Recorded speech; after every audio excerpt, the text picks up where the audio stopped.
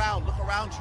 Look at this. We created this. This didn't exist before we were here. Look around at the square. I promise you right now. A big what's up to everybody. Welcome back to the channel. Long time no talk. Your boy took a mini vacation from the channel for a bit, but we are back in full force, yo. There honestly was nothing to talk about regarding the squad anyway for the last few weeks, and in addition, I had a lot going on that I needed to get over, but it's all good in the hood, fam. Make sure you check in with yourselves and that your mental is good always and forever. I'm sending positive energy, vibes, and love to all who are in the sound of my voice on this YouTube video.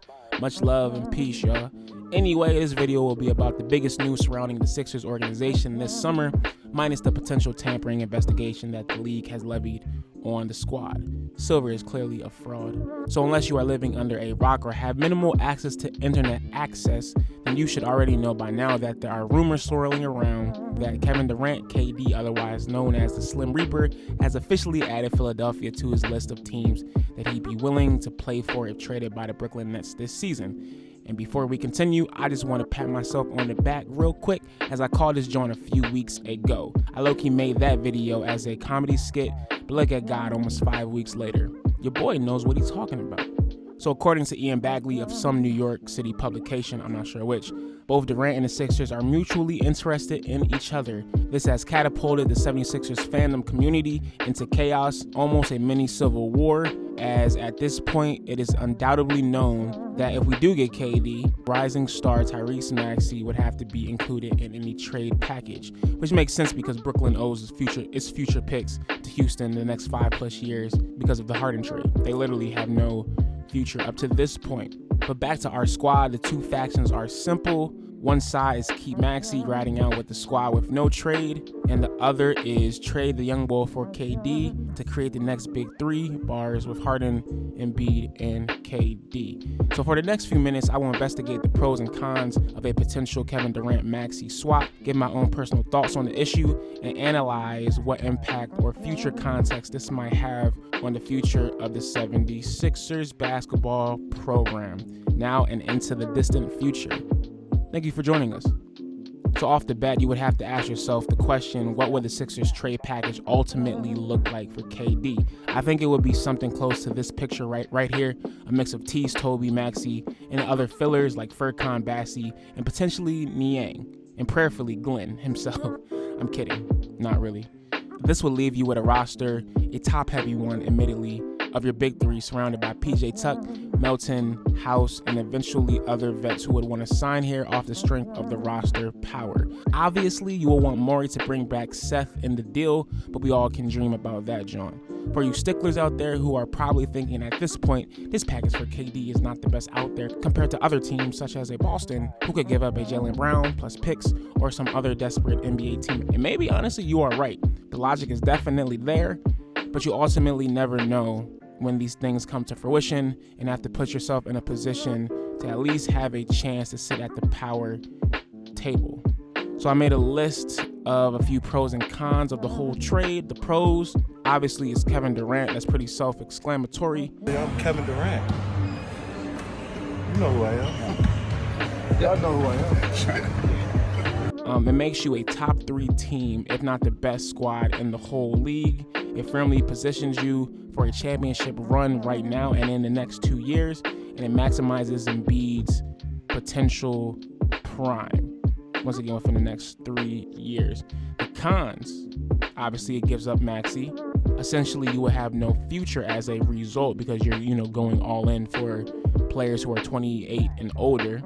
KD is a diva. You don't know how long he's going to stay. And at that point, you would have 3 babies on the squad.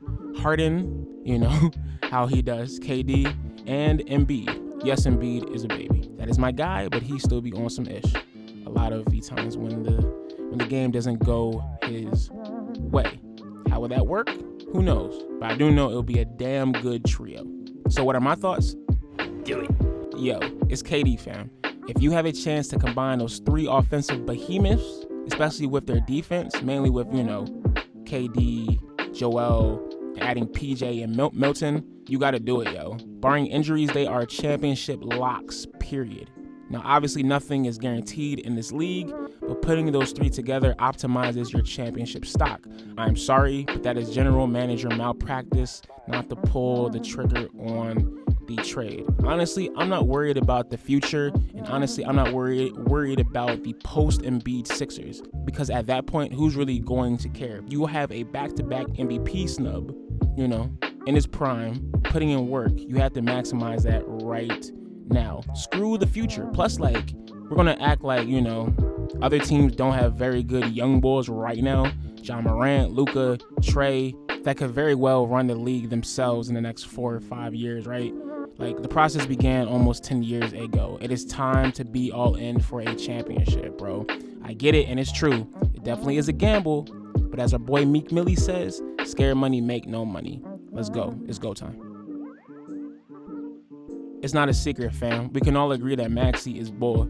I've been on record 1,001 times admitting that I was wrong about him and his quick progression into the league, barely cracking the rotation his rookie year, and now a whole season later, going into his third season, fresh off a playoff run where he obtained a starting role and capped it off with a 35-point first playoff game matchup. Speechless, fam. Like, this offseason for Maxey, coming from a fan's perspective, it was a sight to see. Every other video coming out of his camp was either him in the gym doing early workouts, doing interviews where he talks about his love for the game, mentoring kids at his own basketball camp, or at a pro-am tournament in the city putting in work. Man just has that dog in him to get better. He wants to succeed, and it is evident. I can admit that these sort of players do not come around very often, ones who are built for a city like Philadelphia specifically.